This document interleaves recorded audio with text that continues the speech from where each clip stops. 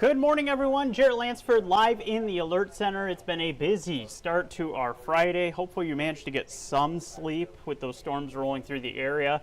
We're here to talk about what happens after the storm with our drive this morning, and we're seeing some impacts as a result of power outages, debris that's blocking the road in some spots. We'll talk about some of the specific areas where reports have come in and how things are moving along as we're getting things going on this Friday. And if you have any questions of anywhere you want me to check in on, put those in the comment section. We'll take a look at those. Let's start with where we've had some reports of traffic lights being out, and that's not surprising with the amount of power outages that we had overnight. Some of that power has come back at this point, running about 5,000 people or so in Douglas County with no power at this point.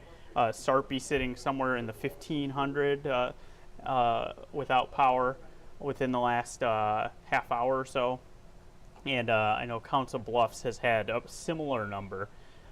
Washington County got hit pretty hard. They're seeing numbers up in the 4,000 or so territory after it was up around 7,000 at its peak. And so with all of those power outages, you're going to be looking at traffic signals that aren't working. And one example, 42nd in Sorensen, you see how there's some delays heading westbound through that area. Any of these that you come across, you need to treat as a four-way stop as you're heading out and about this morning.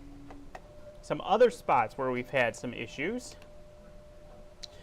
debris, especially reports of that in Bellevue, and we've had a number of those reports come in. A billboard that was in the road on Casper's Street, that's just west of Fort Crook. Obviously, that's not something that gets moved very quickly, so something to watch for if you're going to be driving through that area. Several reports of trees blocking the road entirely that got knocked down. 22nd in Washington, one of those that just north of Mission. A few different reports. We've had a photographer up in that area this morning, and we've had a few different views. I believe Crawford was another cross street with 22nd that had a tree right near that area blocking the road. So definitely hit hard in Bellevue. Did have this crash. I have an update. This one finally cleared, but that was in place for a couple of hours on southbound I-29. So if you've been watching us through daybreak, all lanes now open southbound on I-29 as you're between the 370 exit to head to Bellevue and the Highway 334 exit. So good in that regard. Had some power lines that were reported down 32nd and Pacific general area. Watch for that if you're driving around Hanscom Park. Looking at the map, not a lot of areas are really showing up too busy at this point, and I don't know if that's necessarily a product of school kind of nearing the end in many spots. If it is a product of people who maybe haven't gotten onto the road yet after some of the storms overnight, or if it's maybe people who just have the day off. We're heading into a holiday weekend, so that's also a possibility. But a lot of our roads seem like they're pretty quiet at this point. A few exceptions. You have the construction zone, 144th heading near I-80. You've got the one-lane travel. Of course, you're slow there.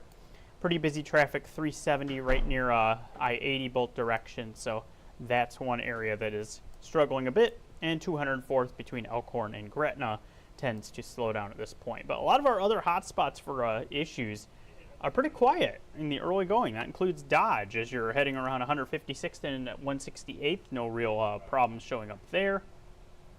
And we can actually show you what it looks like a little further to the east on Dodge. That's from our Children's Nebraska cam. You can see the sun starting to break through. We do have a quiet rest of our weather day, so that's great news after the busy overnight that we had.